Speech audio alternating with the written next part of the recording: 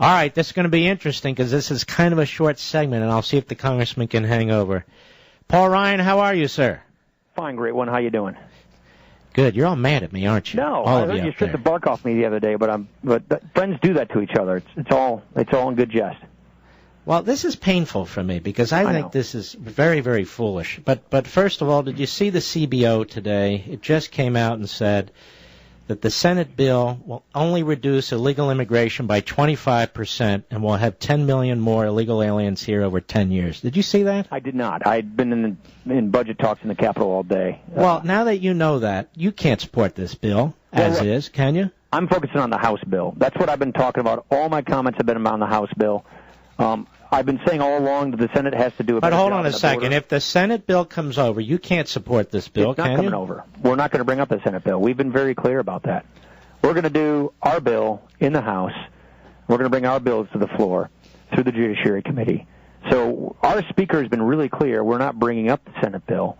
But I've been saying all along, we need to fix this problem. This issue has to get dealt with. I think I heard in your lead-in, you're talking about 86. Well, 86 didn't work. Then we came up with a new law in 96. That didn't work.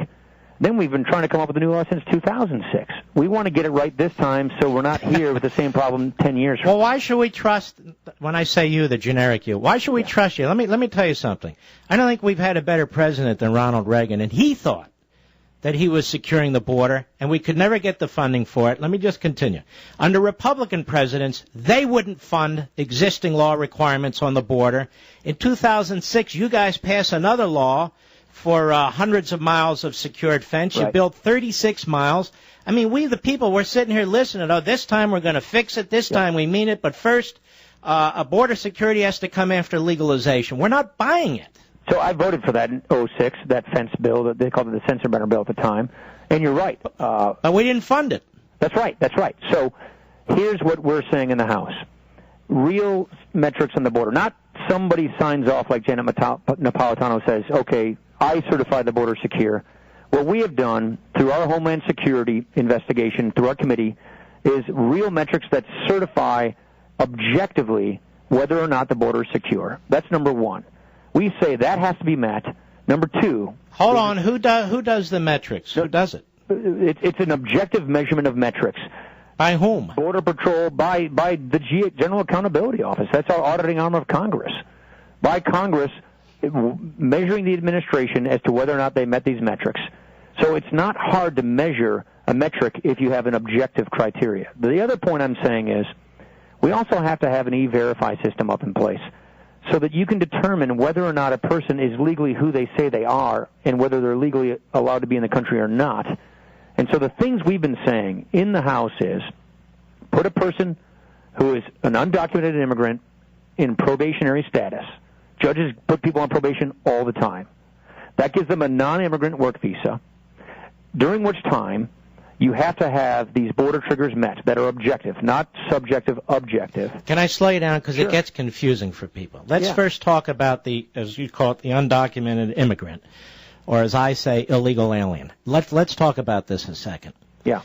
What if this person doesn't meet your requirements? You're going to deport them? Yeah, then they're deportable. That's the whole point. No, but they're not going to be deported. You're a member of Congress. You're chairman of the Budget Committee. The president is in charge of whether they're deported, and he's not deporting. So if you write a law that says here is your condition of probation, if you violate the terms of probation, it's deportable. It's not you can't adjudicate. It's how you write the law.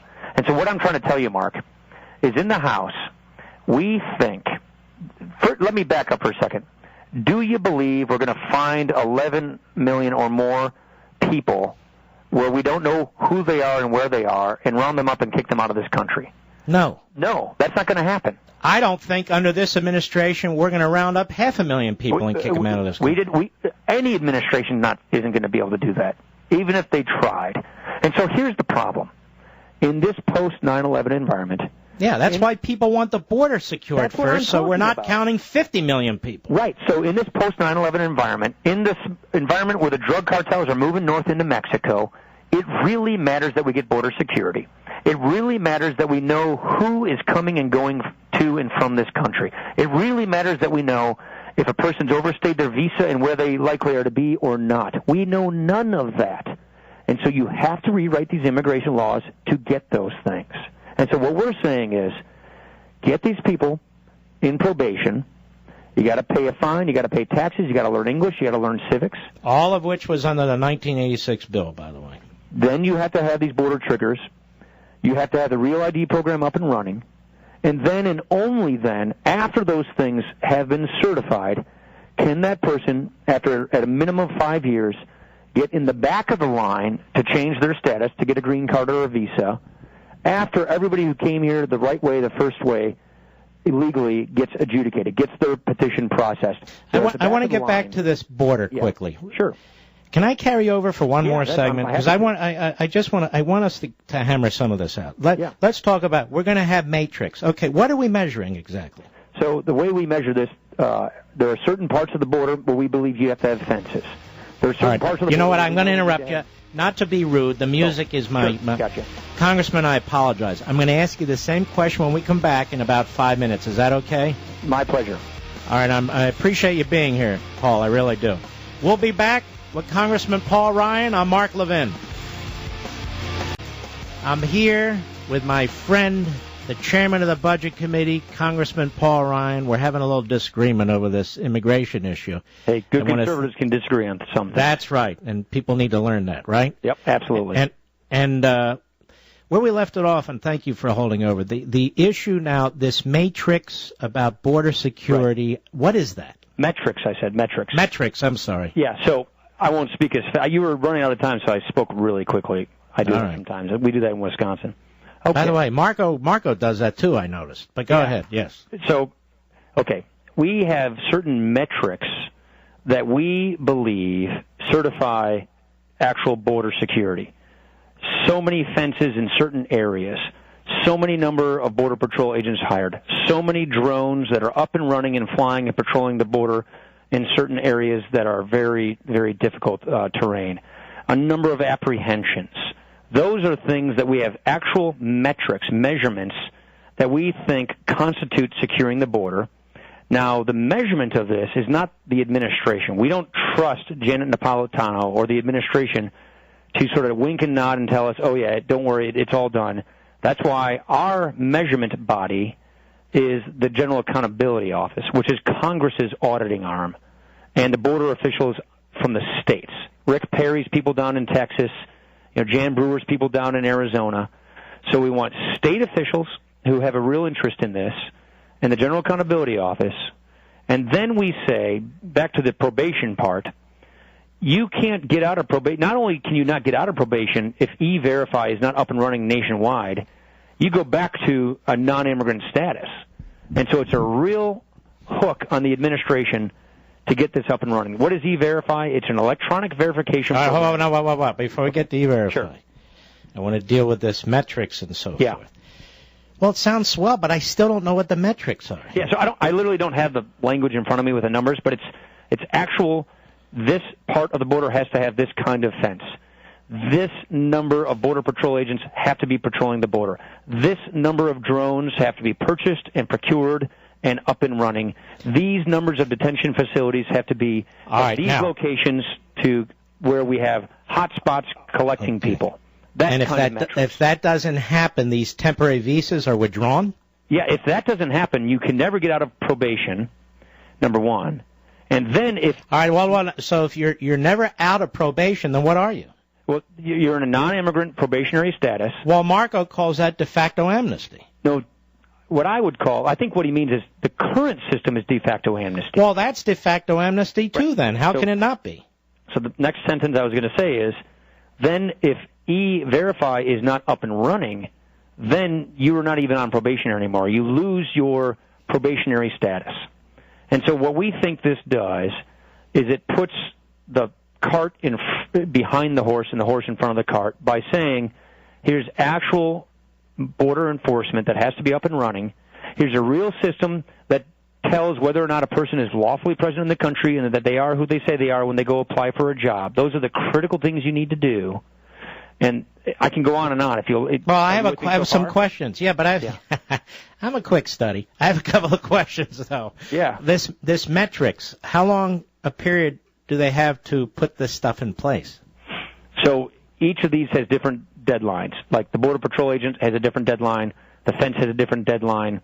The drones has a different deadline. Well, give me a ballpark. 5 years, 10 years, 100 years? Oh gosh, within 3 years. Within 5 years for the entire E-Verify system, and if the E-Verify system is not up and running nationwide, every business, then the whole thing gets wiped out. You lose your probationary status. And by the way, if you violate the terms of your probation, don't pay your taxes, commit a felony, don't pay your fine, don't learn English, don't learn civics, how about if you commit your terms of your probation? How about if you commit 3 misdemeanors? There is a misdemeanor. I have to ask the lawyer, but there is a level of misdemeanors that if you do commit, that's terms of probation, of violating your probation as well. So, how about if you don't learn English? Repeated misdemeanors. What happens if you don't learn English? That is part of the requirement to maintain probationary status. So you really believe, no, Congressman, seriously, you really believe if somebody's not proficient in English, having come here at the age of 20-something or other, they're not proficient in English, now they're 30-something or other, they're still not proficient in English, that if they don't learn proficiency in English, that they're going to be denied their probationary status? Look at what we have. I don't buy that for 2 seconds. Look at what we have right now. We have no control of our border. We don't know if people overstay their visa or not. We don't know who's coming and going in this country. People are receiving welfare benefits that they're not supposed to. What this does is it says during this entire time and for 5 more years, you can't receive welfare benefits. You've got to get this border stuff up and running. Otherwise, the rest of the law can't proceed. You got to get the E-Verify system up and running. Otherwise, the rest of the law can't proceed. And you can't receive welfare benefits. All of those things, Mark, are dramatic improvements on current law. Is it going to be perfect? Of course, nothing this big is ever perfect. I know, but hold on a second. second. Substantial improvement on where we are right now. The E-Verify system was started under what law? E-Verify was a pilot project that started, I want to say, in the 90s, in mid-90s. I think 90s. No, but there was an E-Verify system that was supposed to be in place in... Let me read you about this 1986 law, because people seem to think... Sure. Yeah. It criminalized the act of knowingly hiring an illegal alien. Mm-hmm. It established financial and other penalties for employing illegal aliens. That's right. It created the I-9 form to ensure that all employees presented documentary proof of their legal eligibility. Illegal aliens were required to pay $185, a filing fee. I think it's $500 under the Senate bill, whatever it is. Demonstrate, quote, good moral character and no criminal record, unquote, that they would not become public charges, proof of English competency, and knowledge of American history. That was the law. Right. That's the law today that you guys, you plural, you guys and this president won't enforce. But I don't mean you. I'm talking about, but Boehner's been around a while, Reed's been around a while, a lot of them have been around a while. This is the law that will not be enforced. Then on the other side, the fence, which frustrated Reagan to no end, we were supposed to have the security part. This is why I think, Congressman, the American people are saying, this metrics thing sounds great. Now put it in place. Let's see how it works. Right. Then we'll do all the rest. 3 things. You have every reason to be suspicious. You have every reason to doubt this because of reality and past history. This is why what we are doing in the House is trying to say, let's learn from these lessons, let's learn from these mistakes, and do everything we can to make sure that we don't repeat them. Number 1, I-9 is a joke. I'm very familiar with the I-9 form. You as an employer have to see 2 of 5 different forms of ID, which you have no idea of whether or not it's legit or not. A person can take another person's Social Security number, can take another person's identity, show it to you, and that's good enough. And then it's like voting in this country. Yeah, then you as an employer, you're off the hook, and you don't know whether or not you're hiring a person that's legal. The entire E-Verify system is to match up this person's biographical data, their photograph, their immigration data, and their Social Security data to make sure that the person actually is who they say they are, something that the employer does not now have. Second problem with 86 was they stopped the guest worker program. They basically made it harder for people to legally come to America to find a job. And so what did they do? They came over illegally. They crossed the border illegally. And so that's a huge issue that we have to deal with, which is what we call future flow. You have to have a system of high fences and wide gates. Separate the economic immigrant from the criminal immigrant who's coming and integrating with them coming over the border. Who's going to do this again? Oh, so let me slow you down. Yes. Which bureaucracy is so competent this is going to happen again? So when we talk about the border, when we talk to the people at the state, and we talk to the people on the border, they say one of the problems we have is the criminal immigrants, the drug smugglers, the people who have all the felonies. They're integrating with economic immigrants. It makes it harder to figure this out. If you can have economic immigrants, people coming for work, come through the front door with a guest worker visa to do a job that we can't find people to do, like working for the dairy industry in western Wisconsin, one of the things we have a labor shortage in. You can help. Why do you have hold on now. This is important. Why do you have a labor shortage in that? So, I'll answer that question, but let me finish this point. The point I'm trying to say is, yes, of among the things we need to do to better secure the border, one of the things we failed to do in 1986 is we did not have a reasonable system where a person who wanted to come get a job in America could come through the front door and get a job. So what they did was they came through illegally and overwhelmed our border. If we can separate that economic immigrant through the legal system, through the front door, pay your taxes, have a real tamper-proof ID, you are who you say you are, we've done the background check on you, that helps us take pressure off of illegal border enforcement. Okay, I've got it. Congressman, I've got a few questions here. Number one, you say economic immigrant. We even have people in this country who are not economic citizens because we keep waving welfare benefits in their face. And so people come into this country, you call them economic immigrants, and you'll say, well, for 5 years they can't get on welfare. Now, that we know that's not true. You even commented on a story not long ago where we have people who are here illegally receiving all kinds of welfare payments and illegal payments. This isn't going to be the corruption of big government. You know this as a smart conservative. The corruption of big government's not going to be fixed by this law. So what I want to do, what I've been doing for years in my budget bills, has been putting in provisions that we say we have to affirmatively go into law and say that people who are these kinds of immigrants, people who are in probation, people who are in their first 5 years of a green card cannot receive any welfare benefits, any food stamp benefits, any Obamacare benefits.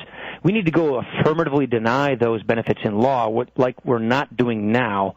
And so this is why we passed legislation. This is why we need to do legislation. The point I'm trying to say to you, Mark, is all those things you say are true, but if you want to fix those things, you need to fix this in legislation. That's why we're saying no benefits, do this stuff on the border, get the verification system up and running, and have a guest worker program to take pressure off the border so that you do not have this incentive to illegally cross the border. You have a system where you can legally cross the border and do it in a smart way where you're not taking a job. Okay, I got that. But, Congressman, we're running out of time. Congressman, we have the allure of the welfare state. You keep putting two categories, criminals and terrorists in one, and economic immigrants, you call them, in another. Why don't you have the third category? People who are attracted to the welfare state after 5 years or illegal Social Security cards or what have you. We have that allure, too, don't we? Because I want to pass a law to deny them any welfare benefit for the next 10 years. That's why I put in the future, I'm looking at economic immigrants. I want to change the legal immigration system so that it's more economic-based, not chain migration-based, not welfare-based, but economic-based. People coming for jobs that they already have lined up for them, whether it's agriculture, construction, or software engineering. We ought to have an immigration system that's good for our economy. That's not the kind we have right now. So what I'm thinking when I'm talking to you is the kind of reforms we're saying is get the border in control, make sure that we know who people are, deny them welfare benefits, and then let people come into the country to take jobs that they have waiting for them that they're not taking from other people to help us with our economy. In a decade, we're going to have labor shortages. The baby boomers are retiring. We don't have as many people following them into the workforce. We're going to need more workers. Not now, not today. In some industries, we need them. In some agriculture industries, in some high-tech industries. But in a decade, when you get 10,000 people retiring each and every day. But nobody's debating that. We're talking about having a legal immigration system so we know who's coming and going. And I'm telling you, you keep putting it, we need to secure the border and then have the, but we're not going to secure the border and then have. We're going to have, and then secure the border, or simultaneously secure the border. That's why a lot of people are resisting this. Right. And the point I'm trying to make to you is we want hard border triggers that are not signed off subjectively by some government bureaucrat. We want a hard verification system up in front before you can proceed with any status change. And we want a legal immigration system that takes pressure off of the border so that we can better secure the border and get the economy the labor it needs to grow the economy. That's the point I'm trying to make. This stuff goes together. It goes hand in glove. Well, not really. We've tried this hand in glove stuff before. No, I'm saying Can I just ask you a question? But let me say it. They didn't do this the right way in 86. They didn't do this the right way in 2006. Well, it's not just 86. You guys have been in Congress for decades. I mean, you don't have to just sit around and wait for 1986. You could have passed a single bill out of Congress that said, all right, the border's not being secured, now secure it. You could have passed a single bill out of Congress that said this E-Verify system is a joke, now put teeth in it. It's not. We're all sitting around waiting for you guys. And then we have comprehensive immigration reform. Schumer's involved, the left's involved. We know what they're up to, and the people are saying, wait a minute. Secure the damn border, secure the interior of the country, then we'll figure out what to do with the illegal aliens. But you get that, right? I get that. I just think that I think you have to deal with this other piece in order to truly secure the border. You need to deal with legal immigration.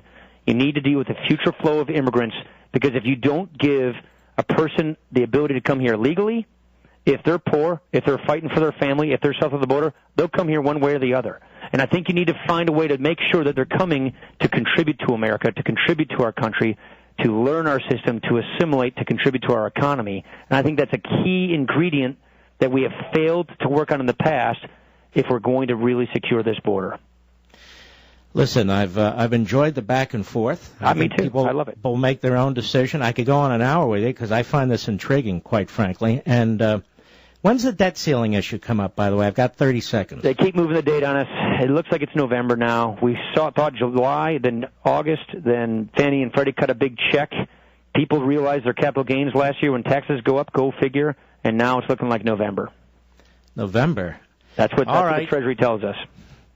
I wish you well, my friend. God bless you. Hey, look, I enjoy the debate. I appreciate it. Thanks for having me on. All right, take care. Take care. Well, what do you think, Mr. Producer? I think he's a very interesting guy. I also think it's so sad. It really is. I'll explain more when we return, but I do like the guy. We'll be right back. Mark Levin.